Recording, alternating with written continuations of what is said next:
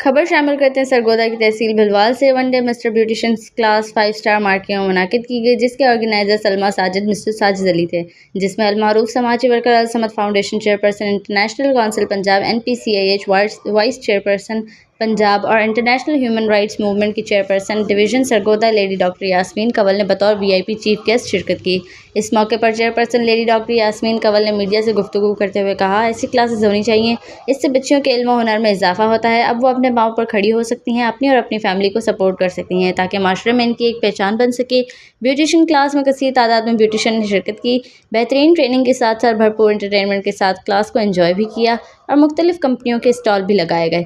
इस क्लास में मारूफ आर्टिस्ट, मेकअप आर्टिस्ट और hair artist sir Abid Ali, sir Hasnain, hair artist, public news, makeup artist sir Askar, skin expert madam Kiran और madam Meena ने भी मुख्तलिफ डेमो दिए।